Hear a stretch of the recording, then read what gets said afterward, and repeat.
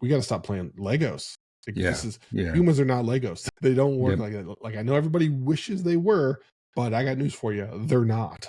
Put a backlog together and then start working that darn thing. Start working on, I don't care if it's some coaching activity, it could be taking a vacation, it could be reading a book, but look at yourself. Again, you are that rusty saw and you need to work on yourself. Your teams and your peers will appreciate it because you're not telling them, you're showing them the way. Yeah. I'm a saw sharpener kind of guy. That's because I always walk around with a dull blade. Then you're not really a saw sharpener. Sharpener. Oh, I'm not. No, I'm sharpening. It just doesn't sharpen. You need to sharpen your sharpening. Exactly. Entry music. Da, da, da, da, da, da, da, da, da, da. It's the Bob and Josh show. Round 3. Yes, sir. Of the 7 habits of highly effective people. We originally planned for a 4-round bout, but we have decided we're going to get the TKO here and win this in round 3. We're going to squeeze it in just for you Metacasters. Yes. We're over promising and we're under promising and over delivering. That's better. We should do that. Yeah. Yes. I didn't get it right the first time, did I? That's okay. That's all right. All right. And we did that because we realized the 5th item, seek first to understand, then to be understood, really had a lot of, you'll find out why this is important, synergies with part 2 of our talk, where we talked about think win-win and put first things first. As we started to plan out this episode, like, that sounds like we've talked about a lot of that. So we're going to quickly run through this, and then we'll get on to 6 and 7, which 7 is a special one in Bob's heart, but we don't want to jump the gun there. So seek first to understand, then to be understood. Bob, I need the magic of Bob Galen to help our Metacast listeners really understand this from a leadership perspective. One of the traps of leadership, everyone, and you all know this, or you should know it, is leaders are leading from the front and we're communicating all the time, or there's an expectation of communication and vision and a lot of that stuff we were talking about in the last episode. And what can happen to me, not so Josh is better at this, but to me, I can get caught up flapping my gums, my leadership gums, and talking too much. And then I deactivate my listening. And it's not all, it's well-intentioned and it's part of my job. It's running that balancing act. But I think this habit, seeking first to understand, then to be understood, is shut up and listen. And turn yourself off. So turn that gene that says, I am a leader, I have to talk a lot, I have to talk about vision and mission and all of that stuff, I have to tell stories, all true. But then there's a time where you have the, self-awareness to turn that off, and then deeply, because you can't, and don't be thinking about, how do I respond? Don't be thinking about, right, I'm going to give them a minute and then I'm going to give them a story. Don't be thinking about that. You have to turn it completely off and then put your radar up and listen, and just listen deeply and listen actively. So that's the thing here. And then anything you say from that point forward is from that understanding, right? You're talking there. So that's the Cliff Notes version of this habit. Josh, anything to add? Yeah, the trigger word that I have mentally is, I guess it's more than one word. When was the last time ... So when was the last time I did a thing versus when was the last time the person I'm talking to did that same thing?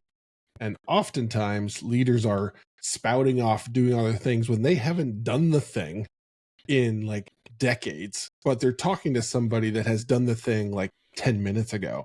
And oh, by the way, they've done it 100 times just today. So who really knows best? So, certainly you have your experience and lessons learned that will help you guide and potentially provide some capability to avoid some bad thing happening. But I always try and check myself. Like, wait a minute, I'm talking like I've done this, but when was the last time I've actually done this? And so then I start to dial myself back and say, like, okay, I need to understand first, because I likely don't really understand since I haven't done the darn thing in a decade. So to Bob's point, I need to just shut up and listen and then figure out how I can help. If I can help at all, maybe I can. Maybe they've got it nailed and they don't need me, which is the place you want to be. Surprise, surprise. If you're doing it well, you're really not needed that much. Yeah. Might be uncomfortable for people to hear or feel, but that's the reality. Absolutely. So let's move on, Josh, to Synergize. Yeah, this is like classic business speak 101 that almost like you say the word and people start to roll their eye. So it's Bob and I are going to make it so that after this episode, when you say synergize, you don't roll your eyes and be like, oh, that's just like buzzword bingo stuff. We're going to help you really turn this into reality. As I was thinking about this, and I think when we prepped this before, lightly, I had said some words around it, and I think I'm reframing my synergy, and I'm personalizing it. And I go back to, as a leader, I think one of my jobs and maybe one of my strengths, not in the beginning, but over time, was to look at my organization as a set of capabilities, as a set of people, as a set of leaders and peers, as a set of product teams. And I've always looked at like how can I influence people and systems and products to work together? How can I put clients together with product folks? How can I put engineers together with product managers? How can I lightly, not in a command and control fashion, but what are the synergies of strengths? What are the synergies of ideation? What is the synergies of innovation? I've been pretty good about that, and not doing it in a heavy-handed way. And I think that's what Covey's saying here. Don't stay in your silo. Right? We have to look cross, diagonally, up, down, around. Good leaders, part of this habit is looking for opportunities to synergize everything. And I think that's a key. Now, in his case, habits of highly effective people, it's synergizing from yourself out. I think part of bringing leadership into this is how are we reconnecting people so that they're synergizing themselves? How are we role modeling it? Josh, I think you've been pretty good at this as well, is really looking at, and part of it is strategy. Part of it is looking ahead, like being anticipatory, really looking at where do we need to be? How do we get there? How do I pull people together? How do I set someone up for success? What do you think? Yeah, I think one of the key pieces that you have to do, and this is danger, we're going to start with where people get themselves into trouble, is they start playing what I call playing Legos, and they just start like trying to snap pieces together. And if I force this and force this, magic's going to happen. And there's so much more to it that really what I try and do is I think of it like electrons. They're like generally in the same space, but you don't know exactly where they are. So I try and generate opportunities for people to be near each other and potentially bump into each other and realize it. Because I found that when you force it and you start playing Legos, you just like click things together, that just never works. People often like reject it horribly because you're like heavy-handedly putting things together and you're just not you aren't allowing the natural discovery to happen. So that's always been a thing that I've tried to do because I've been Legoed before, and that was always a frustrating thing. So I tried to be the opposite. Like, how do I just get a group of smart people focused on similar problems together and just kind of like let it happen? So I have been very focused, especially as I became more and more of a product guy and having to work cross-functionally. That was a key thing that enabled myself and my team to be more successful, was like, let's just be around each other. And that starts to help you start to understand and realize what they're going through. They understand what you're trying to do. Just everything starts to smooth itself out, but you can't force it. And I see so many people like at the board, like the number of times I've been in a boardroom and I'm like, we got to stop playing Legos. Like, humans are not Legos. They don't work like that. Like, I know everybody wishes they were, but I got news for you. They're not. And so trying to prevent that from happening, because just like bad stuff happens when you do that. I mean, I think you nailed it, Josh. It's more emergent. It's more influence to emergence. Yeah. Now, that said, there's an artfulness to it. There's a power to it. There's a multiplication effect to it. The other thing I think with synergy or synergize is alignment. And I see, and the reason I'm harping on it, Metacasters, is I see there is maybe a top three problem in many organizations that I see, that I've experienced, that I've seen, that I probably will see in the future, is a lack of alignment from top line mission vision to Yeah. individual workers and teams.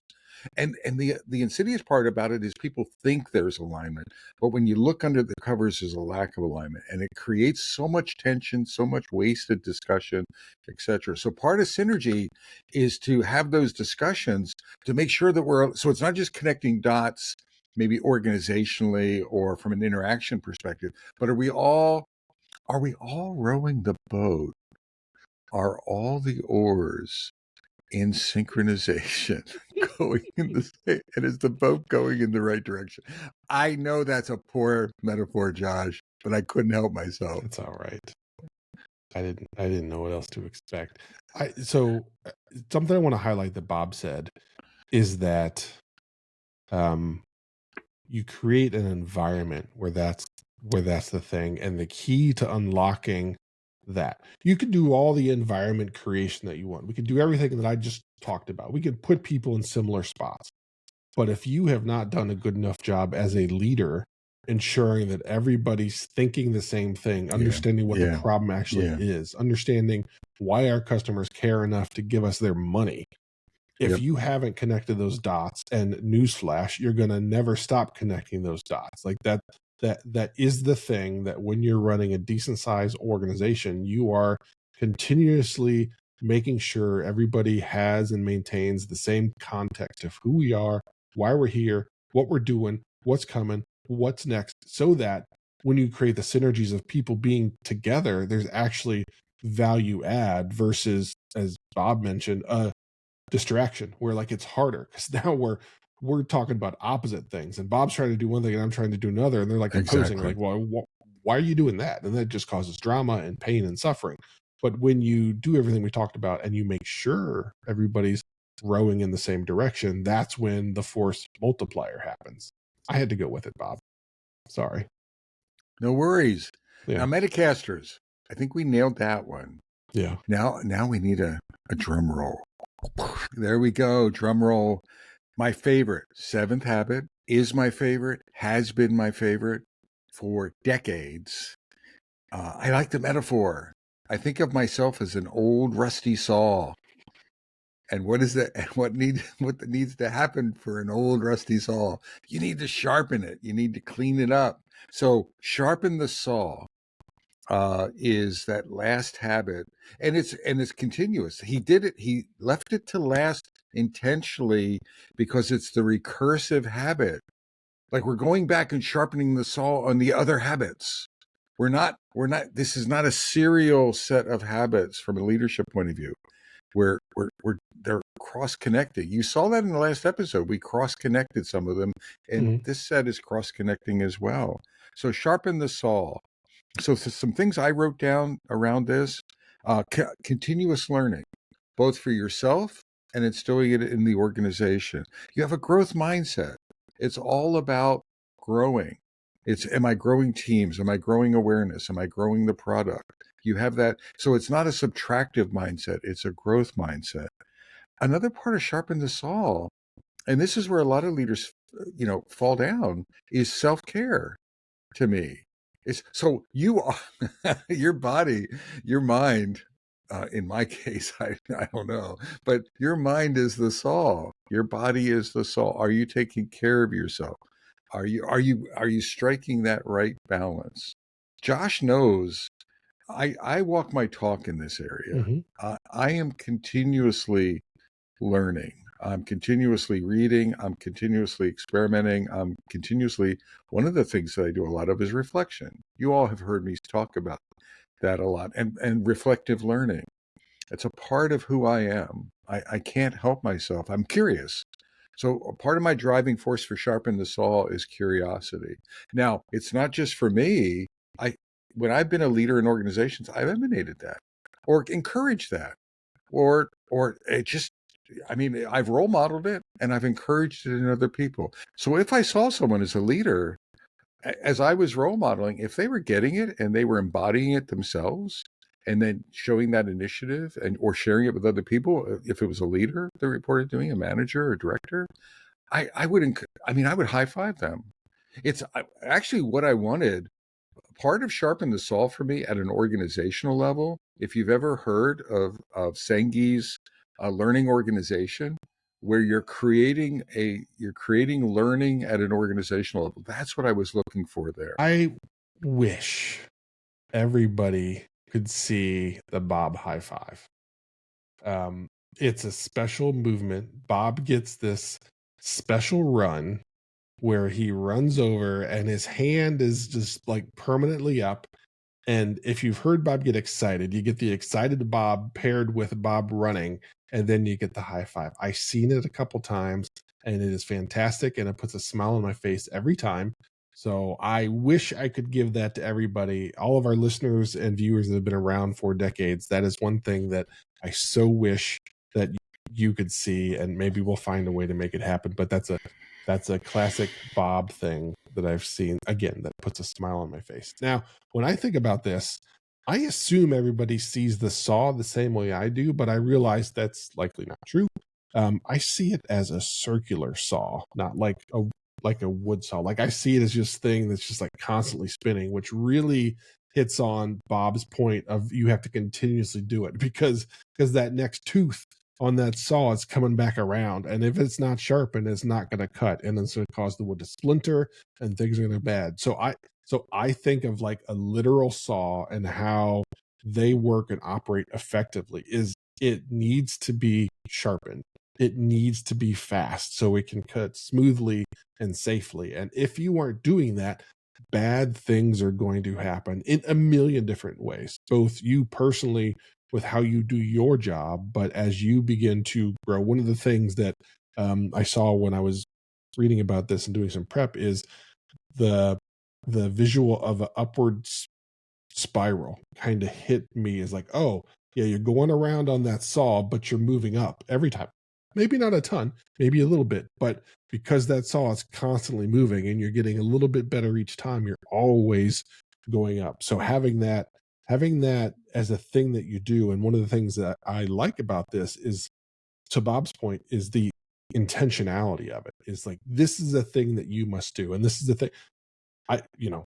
I couldn't name one of these 5 months ago, but I could name this one. This is the one because Bob has talked about this one, as he mentioned, for decades. So this is, without a doubt, this is Bob's favorite, and favorite for a reason, because that's who he is. And I think he's seen success when people do this and do it well. It just accelerates all of the others. Well, there's a term that I was writing about. I have a blog that's in the queue. I'm trying to fight against arrivalism. So maybe an anti-pattern to Sharpen the Saw is this notion where I see leaders, very individual contributors, but leaders, they you stop and you feel like I've arrived. Mm-hmm. Like I'm the director of engineering, I'm the VP, I'm the CTO. And now I've arrived. Agile coaches, I see this. I'm an enterprise agile coach. I've arrived, and you sort of rest on your laurels. You stop, and there's a lot of arrivalism in the world. There's a lot. I think it's coupled with hubris, right? It's sort of an ego thing too. But it stops your learning. I am good enough. I know I can speak for myself, and I think I can speak for Josh. I'm not done learning. I will be sharpening my saw till the day I am no longer around. Mm-hmm. I no longer have a saw. And I think Josh is the same way. Curiosity, investigation, etc. So don't fall into the trap of arrivalism. There is a lot of arrivalism or ego or hubris at a leadership level. So stay away from that. Second thing, Josh, the metaphor for me is a circular saw. Exactly. I think that's the right saw in this case because it has that reciprocal nature to it, and there's that healthy nature to it, to the learning, etc. Yeah, one of the things that was drilled into my head, mostly through sports, is that as soon as you stop getting better, you have to assume that your competition hasn't stopped getting better. So as soon as you slow down, somebody's passing you. So it created a bit of a paranoia in me of, if I don't keep getting better, someone's going to take my job in sports. Someone's going to take my position. They're going to be playing and I'm not. And I just kind of brought that with me to my career. And that's been how I've operated. And while that was kind of trained within me, I just enjoy learning. And that's the thing that I do, is I begin to feel stagnant if I don't. And that's just like a personal feeling. I don't know how to create that in other people, but that's just how I've been wired. Maybe it's because of everything that I've been through, is that's how I've achieved things, because I've not slowed and I've not rested. I've not done any of that, which, to Bob's point, self-care is a saw that needs sharpened for Josh quite often, because Josh will just turn on things. But I've gotten better at that, so things are good. But that is one of those things, again, that's a visual that I've always had of, like, folks have said, like, hey, you have to assume everybody around you is getting better. So if there's a day when you don't get better, that person next to you is now a step in front of you, and they aren't next to you anymore. So, yeah. Sharpen the saw. The other thing is, don't sharpen outward, Metacasters. Sharpen you first. It's like, put on your oxygen mask first. So I think it's easy as a leader to tell everyone else to have like a learning backlog and to go to classes. But then you yourself, oh, I'll do it later, or arrivalism, or what. Start with you. Josh is really good at bringing tactical to this stuff. And I want to bring a tactical thing, which is create a learning backlog. Talk to your coach. Take a survey of your strengths and weaknesses. Ask your team members, what are the areas that I need to work on? Ask your boss. Do a multivariant sort of inquiry. Put a backlog together and then start working that darn thing. Start working on, I don't care if it's some coaching activity, it could be taking a vacation, it could be reading a book, but look at yourself. Again, you are that rusty saw and you need to work on yourself. Your teams and your peers will appreciate it because you're not telling them, you're showing them the way. So if you want to know where to start, it's here. Look in the mirror and it's that guy or that gal. Start with yourself. Man, I don't know I don't think that can be topped. Are we done with this? I think we nailed. Freaking jammed a fork in its eyeball right there with that one. Jeez. All right. So from beautiful downtown Cary, North Carolina, and beautiful downtown Fuquay-Varina, North Carolina, I'm Bob 8-Ball Galen. I'm Josh the 9-Ball Anderson. Shake and bake.